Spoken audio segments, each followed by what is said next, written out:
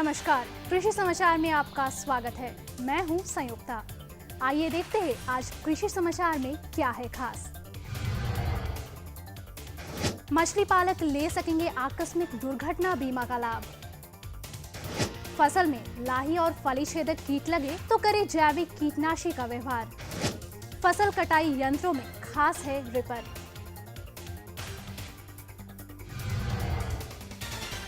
और अब समाचार विस्तार से। केंद्र प्रायोजित national scheme of welfare of fisherman योजना के अंतर्गत 19 से 65 आयु के सक्रिय मछुआरों के लिए आकस्मिक दुर्घटना बीमा योजना लागू की गई है, जिसमें बीमित मछुआरों को कोई प्रीमियम नहीं देना होता है। प्रीमियम की आधी राशि राज्य सरकार और आधी राशि केंद्र सरकार वहन करती है। इस योजना के अंतर्गत जिन मछुआरों ने अपना बीमा करवाया है, दुर्घटना से उनकी मृत्यु हो जाने की स्थिति में या पूर्ण अपंगता की स्थिति में 1 लाख रुपए उनके वैध उत्तराधिकारी को भुगतान किया जाता है। आंशिक स्थायी अपंगता की स्थिति में 50,000 रुपए देने का प्रावधान है। बीमित व्यक्ति की दुर्घटना या मृत्यु होने की स्थिति में 20 दिनों के अंदर इस संबंध में उनके परिजनों को अपने जिला के जिला मत्स्य कार्यालय में आवेदन जमा करना अनिवार्य होगा।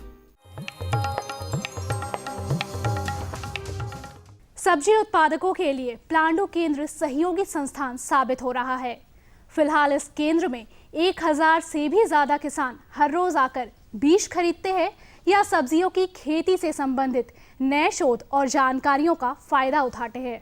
भारतीय कृषि अनुसंधान परिषद पलांडू केंद्र किसानों को उन्नत सब्जी उत्पादन के लिए हर संभव तकनीकी जानकारी उपलब्ध करा रही है। साथ ही हर दिन किसान यहां से बीजों की खरीदारी भी करते हैं। इस केंद्र में सालाना 15 टन बीज का उत्पादन होता है। यहाँ हर महीने मासिक बैठक होती है, जिसमें किसानों को खेती का तरीका, उसका उपयुक्त समय, साथ ही किस समय बाजार में सब्जियां बेची जाए ताकि किसानों को अच्छी कीमत मिल सके, इस संबंध में जानकारी दी जाती है।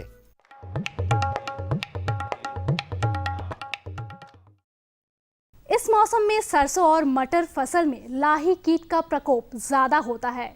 किसान इस कीट के नियंत्रण के लिए इमिडाक्लोप्रिड दवा 6 से 7 मिलीलीटर प्रति 10 लीटर पानी में 10 मिलीलीटर सर्फ को मिलाकर घोल बना ले और छिड़काव करे।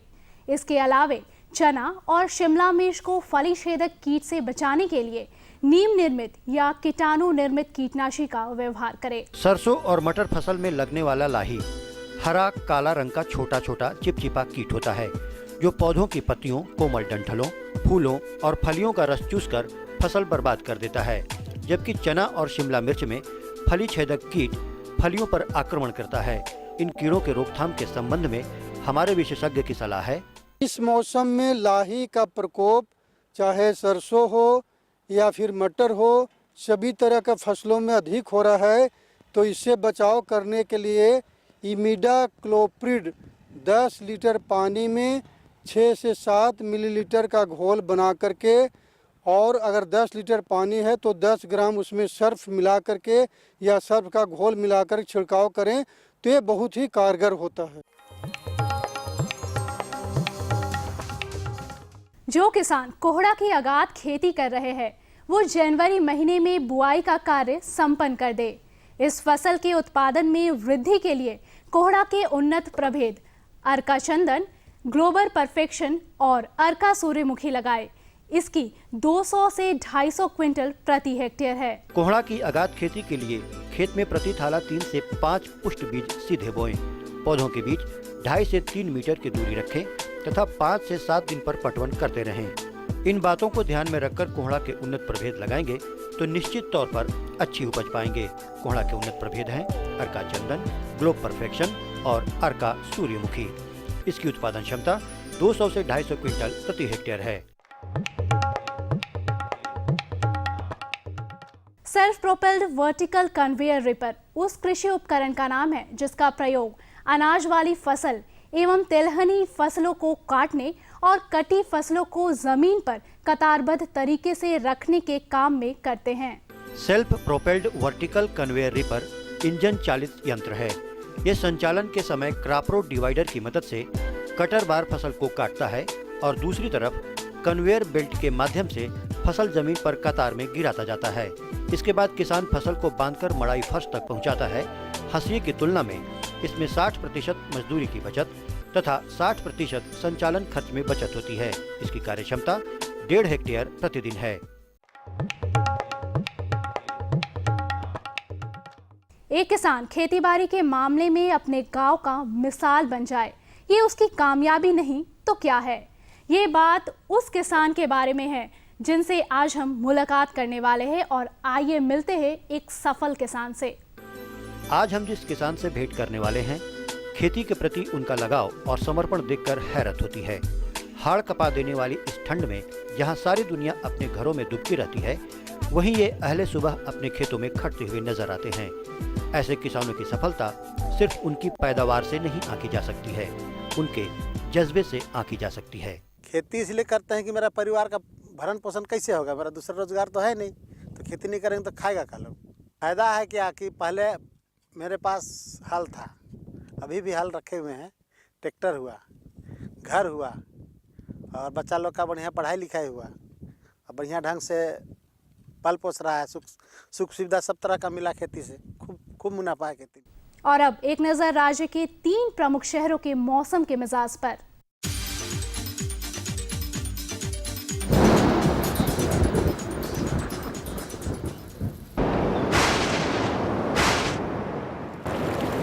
आज राज्य के 3 प्रमुख नगरों के न्यूनतम और अधिकतम तापमान कुछ इस प्रकार दर्ज किए गए। रांची का अधिकतम तापमान 19 डिग्री सेल्सियस और न्यूनतम 6 डिग्री सेल्सियस। जमशेदपुर का अधिकतम तापमान 22.2 डिग्री सेल्सियस और न्यूनतम 9 डिग्री सेल्सियस। मेदिनीनगर का अधिकतम तापमान 20 डिग्री सेल्सियस और न्यूनतम 3 डिग्री सेल्सियस रहा। अब मंडी भाव में आइए नजर डालते हैं अनाजों के भाव पर।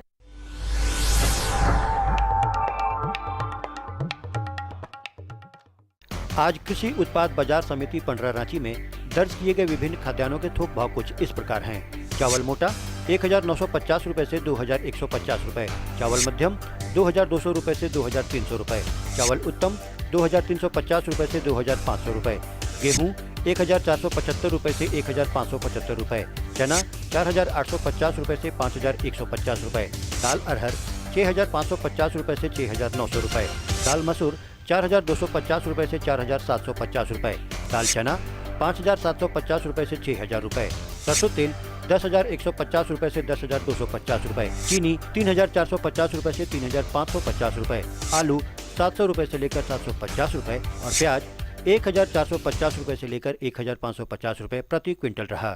कृषि समाचार में आज इतना ही। अगले दिन अगले अंक में फिर मुलाकात होगी कुछ ताज़ा तरीन खबरों के साथ। तब तक के लिए दीजिए इजाजत। नमस्कार, जोहार।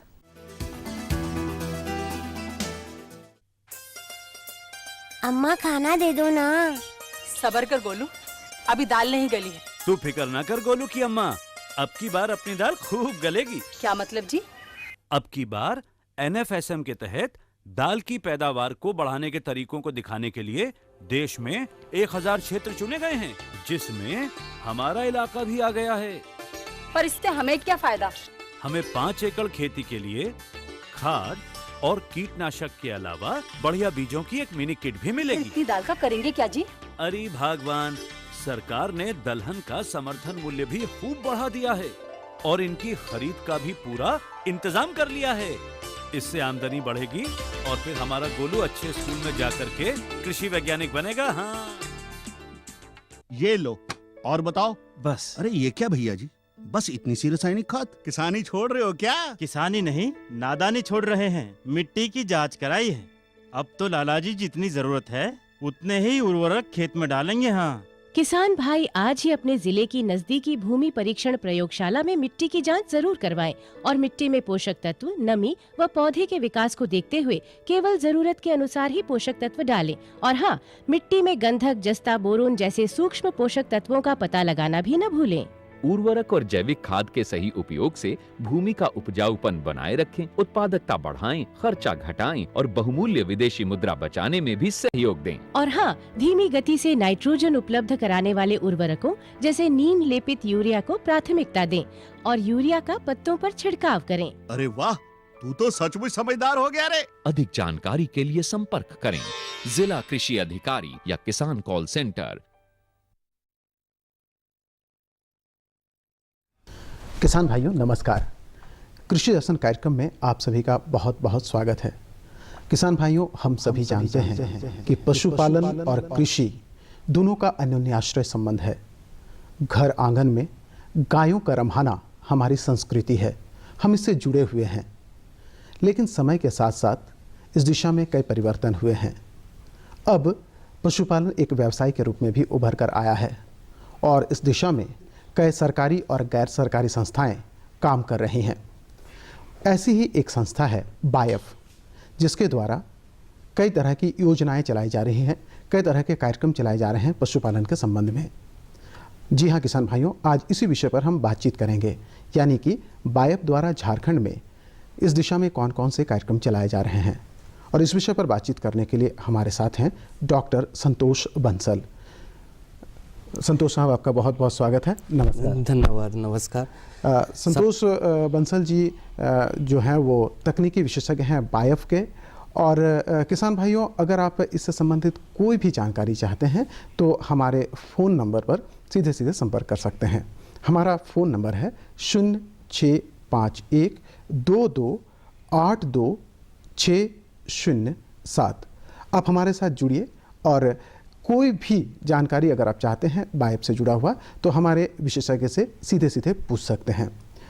बंसल साहब, जैसा कि हम बात करते हैं, बायफ एक संस्था है तो निश्चित रूप से बहुत सारी योजनाएं इसमें चलाई जा रही हैं, बहुत सारे कार्यक्रम होंगे। सबसे पहली जानकारी तो हम किसान भाइयों की तरफ से ये चाहेंगे कि कौन कौन सी योजनाएं या कार्यक्रम हैं जो बायफ की ओर से चलाई जा रही है झारखंड राज्य में। बायफ के द्वारा झारखंड में मुख्य रूप से 4 दिशा में कार्यक्रम संचालित किए जा रहे हैं। पहला है नस्ल सुधार कार्यक्रम, दूसरा है पशु प्रबंधन कार्यक्रम, तीसरा है हरा चारा कार्यक्रम और चौथा है बकरी विकास कार्यक्रम। ये चारों कार्यक्रम के तहत किसानों को घर पहुंच सेवा दी जा रही है बायफ द्वारा, ताकि अच्छी नस्ल के जानवर किसान के यहाँ पैदा हों, उनका दूध बढ़े, इससे उनकी आमदनी बढ़े।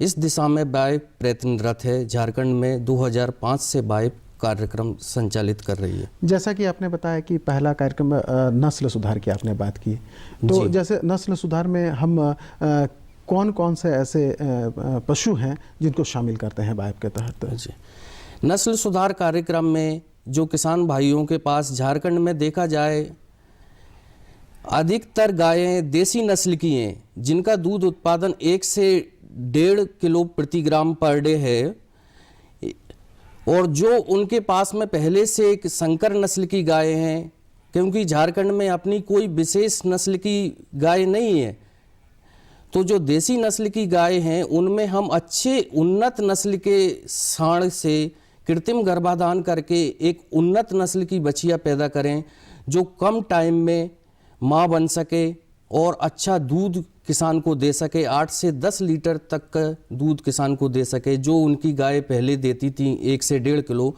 उसके बनस्पति उसको 8 से 10 लीटर का दूध पर डे उसको मिलेगा। तो जैसे आप बता रहे हैं कि जो नस्ल सुधार का कार्यक्रम है, तो झारखंड में कितने जगह हैं, कितने इसके केंद्र हैं जहां पर इसका कार्यक्रम चल रहा है? झारखंड में नस्ल सुधार कार्यक्रम के सभी 24 जिले में बायफ द्वारा कार्यक्रम संचालित किया जा रहा है। इसके तहत 760 केंद्र वर्तमान में संचालित किए जा रहे हैं और 250 केंद्र भी भविष्य में खोलना प्रस्तावित है। उसको हम आगे खोलेंगे ताकि किसान भाइयों को हर स्तर पे सेवाएं मिलें। तो कोई भी किसान भाई जो कि इसका लाभ उठाना चाहता है, बायफ की ओर से जो संचालित योजना है या कार्यक्रम है, वो अगर चाहता है कि वो मिले, उनको मिले, तो वो किस तरह से संपर्क कर सकते हैं? हमारे जो किसान भाई हैं जो दूर दराज के इलाकों में रहते हैं, जो किसान भाई हैं दूर दराज के इलाके में रहते हैं, हमारे सभी जगह सब जिलों में केंद्र है और केंद्र पर हर केंद्र पर एक केंद्र अधिकारी का पोस्टिंग है। उस माध्यम से किसान उनसे मिल सकते हैं। हमारे द्वारा लोगों में ये प्रचार प्रसार किया जा रहा है कि आप कृत्रिम गर्भाधान करवाइए। इसके लिए हमने दीवार लेखन का काम किया है, किसान गोष्ठी करते हैं, उसमें किसानों को जानकारी देते हैं, काफ रैली का प्रोग्राम करते हैं, पंपलेट और लीफलेट का भी प्रोग्राम हम संचालित करते हैं। जगह जगह झारखंड सरकार द्वारा मेला का टाइम टू टाइम आयोजन किया जाता है, उसमें भी हम अपनी प्रदर्शनी लगाते हैं और पंपलेट और लीफलेट के माध्यम से किसानों को बताते हैं। दूसरा, हमारा जो केंद्र अधिकारी है, जब केंद्र खुलता है उसके दौरान सबसे पहले वो प्रत्येक घर में जाके किसान भाइयों से संपर्क करता है, सर्वे करता है, उनके पास कितनी जानवर्स हैं, प्रजनन योग्य कितने जानवर्स हैं। उस दौरान वो अपना मोबाइल नंबर सभी किसानों को वितरित करता है। जिस किसान भाइयों को हमारे केंद्र से सुविधाएं चाहती हैं वो उस केंद्र अधिकारी को उसके मोबाइल नंबर पर फ़ोन करता है, तो हमारा केंद्र अधिकारी, हमारी सेवा किसान के घर पहुंच सेवा है, उसको जानवर केंद्र पे लाने की ज़रूरत नहीं है। किसान जब भी फ़ोन करेगा हमारा केंद्र अधिकारी उसको एक टाइम देगा, उसी टाइम पर वो उसके घर पे पहुंच के उसको उसकी गाय को कृत्रिम गर्भाधान करेगा। कृत्रिम गर्भाधान के साथ में हम किसान को उसकी हेल्थ अच्छी रहे, उसका ज्ञापन का परसेंटेज अच्छा रहे गाय का, 1 किलोग्राम मिनरल मिक्सचर उसको प्रत्येक कृत्रिम गर्भाधान पर निःशुल्क दिया जाता है। तो ये जो कृत्रिम गर्भाधान की बात आती है, कोई भी किसान आपके अधिकारी के साथ संपर्क करता है, वो अधिकारी मतलब किसान भाई के घर तक आते हैं और गर्भाधान की सुविधा उपलब्ध। इसके लिए शुल्क क्या होता है? शुल्क अभी हम 2012 से, जैसे अभी की बात करें तो एक कृत्रिम गर्भाधान का, चाहे वो देसी नस्ल में हो, चाहे संकर नस्ल में हो या भैंस में हो, 100 रुपये प्रति कृत्रिम गर्भाधान का शुल्क वसूला जाता है, जिसकी हम लिखित में उसको रसीद देते हैं। तो ये तो कृत्रिम गर्भाधान के कार्यक्रम की बात हो गई। आपके यहाँ से कई पशु प्रबंधन की भी कई कार्यक्रम चलाए जा रहे हैं। ये पशु प्रबंधन का जो कार्यक्रम है ये क्या है? पशु प्रबंधन का हमने देखा गया शुरू में, जब झारखंड में हम 2005 में प्रोग्राम हमने संचालित किया था और उसके बाद में उसकी जो बछियाँ आने लग गई। झारखंड में क्या है कि नस्ल के बारे में इतनी लोग बागों की अवेयरनेस नहीं है, चारे की भी उपलब्धता कम है, तो जब तक हमारी जो बछिया संकर नस्ल की बछिया पैदा होती है उसका अच्छा व्यवस्थापन, प्रबंधन और उसका जो फीडिंग है वो अच्छी नहीं होगी तो वो सही टाइम पर गर्मी में नहीं आएगी और अच्छा दूध नहीं देगी। इसको देखते हुए हमने वाइफ ने क्या किया है कि पशु प्रबंधन कार्यक्रम भी उससे जोड़ा है कृत्रिम गर्भाधान के साथ। पशु प्रबंधन कार्यक्रम के तहत हम जब जो बछिया जन्मती है किसान के यहाँ, उसको हम 15 दिन से 90 दिन तक एक काफ स्टार्टर फीड देते हैं। मतलब जो बच्चिया है वो पहले तो गर्भाधान का काम हो गया, हाँ। ये एक कार्यक्रम हो गया। उसके बाद जब बच्चिया का जन्म हुआ तो उस दौरान वो उसको खाना अच्छा मिले, वो उसका विकास अच्छा हो, तो ये सारी बातों के लिए वो चारा की व्यवस्था करते हैं आप, जो कार्यक्रम के तहत है। नहीं, चारे का प्रोग्राम गौतम जी अलग है। पशु प्रबंधन में हम दाने का, जो दाना उस बछिया को जरूरत है, चारे के साथ साथ उसको दाने की भी अति आवश्यक है। तो ये कब उपलब्ध कराते हैं आप? ये गौतम जी हम क्या करते हैं, जो बछिया 15 दिन से 90 दिन की होती है उसको हम काफ स्टार्टर एक फीड होता है, जैसे इंसानों में हम देखते हैं सेरेलैक होता है, उसी प्रकार का जो बछिया का विकास अच्छा हो, क्योंकि अगर शुरू से उसकी बछिया की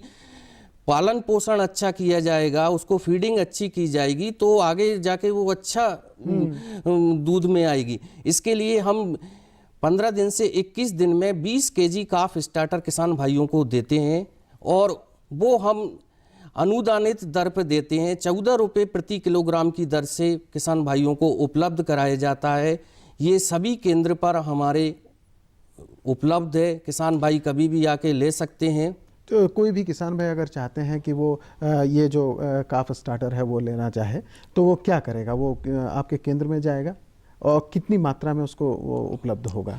जैसे ही किसान के यहाँ बछिया का जन्म होता है, हमारा केंद्र अधिकारी उस किसान के घर जाकर के बछिया का निरीक्षण करता है, भौतिक सत्यापन करता है और उसका रिकॉर्ड मेंटेन करता है।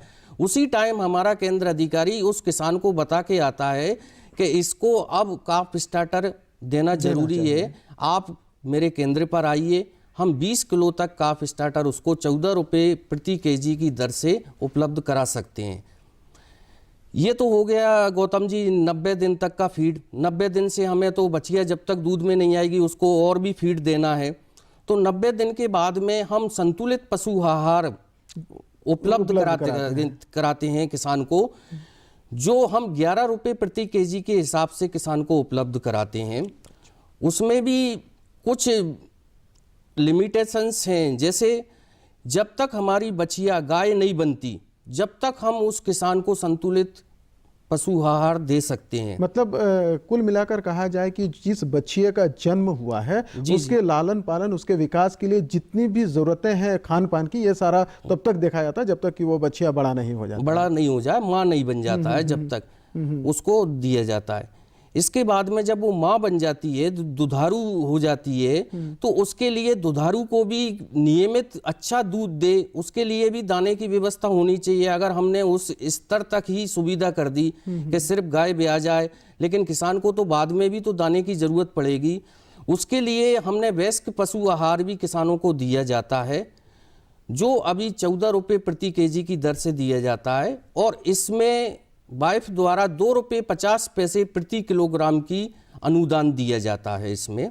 तो क्या कोई भी किसान इसका लाभ ले सकता है? जी सर, कोई भी किसान जिसके यहाँ दुधारू जानवर से, एक किसान को की 2 गाय को हम ये सुविधा दे सकते हैं, और प्रतिदिन उसको 4 किलोग्राम के हिसाब से हम दाना देते हैं। तो क्या ये हरा चारा योजना के तहत ये सारी बातें आती हैं? नहीं, ये गौतम जी ये पशु प्रबंधन के तहत आती है। हरा चारा दूसरा प्रोग्राम है हमारा। अच्छा, ये हरा चारा की योजना की जो हम बात करते हैं, जो कार्यक्रम है, ये क्या है फिर? हरा चारा गौतम जी, जैसा देखा जाए कि पशु को दाना भी जरूरी है, सूखा चारा भी जरूरी है, और ग्रीन हरा चारा तो बहुत अति आवश्यक है। जब तक किसी अपने जानवर को किसान हरा चारा नहीं खिलाएगा तो जो दूध उसकी गाय को देना चाहिए वो इतना दूध नहीं दे पाएगी।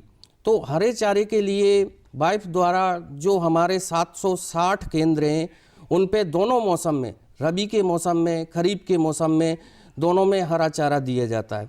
खरीफ के मौसम में ज्वार है, बाजरा है, मक्का है, सूडान है, काउपी है, इनका सारे का बीज निःशुल्क किसान को उपलब्ध कराया जाता है। इसका मतलब ये हुआ कि जो किसान भाई जिनके पास ज़मीन है, वो अपने जो गाय हैं, जो मवेशी हैं, उनको सही भोजन दे सके, इसके लिए आप हरा चारा उपलब्ध कराते हैं। जी गौतम जी। तो वो किस तरह से वो प्राप्त कर सकते हैं? कोई भी किसान भाई अगर प्राप्त करना चाहते हैं, जो हरा चारा का जो बीज आप देते हैं, तो वो किस तरह से वाइफ से जुड़े? इसके लिए जो हमारे केंद्र अधिकारी हैं, जब चारे का बीज आना होता है सीजन्स में, उसके पहले जब वो गांव में कृत्रिम गर्भाधान करते हैं। साहब, हम आपको रोकना चाहेंगे, एक किसान भाई हमारे साथ जुड़े हुए हैं। हेलो हेलो हेलो हेलो, नमस्कार, कृषि दर्शन कार्यक्रम में आपका स्वागत है। क्या प्रश्न है आपका? लगता है उनके साथ हमारा संपर्क नहीं हो पाया। बंसल साहब, हम बात कर रहे थे हरा चारा योजना। हरा चारा तो ये किस तरह से किसान भाइयों को मिल सकता है? जैसे ही रबी या खरीफ का सीजन प्रारंभ होता है, उसके पहले हम अपने केंद्र अधिकारी को बता देते हैं, उनको सूचना देते हैं कि आपके केंद्र पर किन किन। एक बार फिर हम आपको रोकना चाहेंगे बंसल साहब, एक किसान भाई हमारे साथ फिर जुड़े हुए हैं। हेलो हेलो हेलो हेलो, लगता है हमारे किसान भाई के साथ फिर संपर्क टूट गया है हमारा। हरा चारा किसान भाई कैसे प्राप्त कर सकते हैं? हरा चारा के लिए जैसा गौतम जी मैंने बताया कि जब चारा आना होता है तो हमारे केंद्र अधिकारी को हम पूर्व में सूचना दे देते हैं। वो केंद्र अधिकारी रोज उसका नियम रहता है कि क्षेत्र में भ्रमण करना है, तो उस टाइम वो किसानों को बताते हैं कि इस मौसम में इन किस्म का बीज आने वाला है। इसके लिए हम किसान गोष्ठी भी करते हैं, जिसमें उनको चारे का बीज कैसे बोना चाहिए, कितना मिलेगा, इस प्रकार से। इसके अलावा केंद्र पर हम एक सूचना भी चस्पाते हैं कि रबी या खरीफ में इन किस्म का बीज किसानों को उपलब्ध कराया जाएगा। किसान भाई केंद्र पर आके ये बीज ले जाएं। बीज निःशुल्क दिया जाता है किसान भाइयों के लिए दोनों मौसम में। एक किसान भाई हमारे साथ जुड़ गए हैं। हेलो हेलो हेलो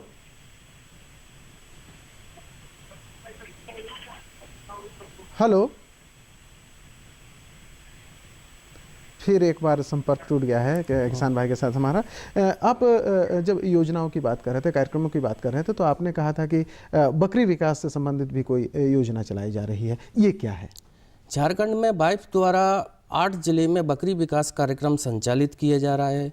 जो झारखंड में अभी देसी नस्ल की बकरियों का पालन पोषण किया जाता है, किसानों को उनको अच्छे दाम नहीं मिल पाते उन देसी बस की बकरियों से, तो हमने क्या किया है झारखंड के अनुसार, क्योंकि यहाँ बंगाल झारखंड का नज़दीकी राज्य है, तो हम ब्लैक बंगाल का नस्ल का बकरा, हाँ जितने ज़िले में हमारा कार्यक्रम चल रहा है उनमें हम ग्रुप का निर्माण करते हैं, समूह का निर्माण करते हैं, और उन समूह में हम एक समूह में 10 से 12 सदस्य रहते हैं, और उन समूह में हम एक ब्लैक बंगाल नस्ल का बकरा देते हैं।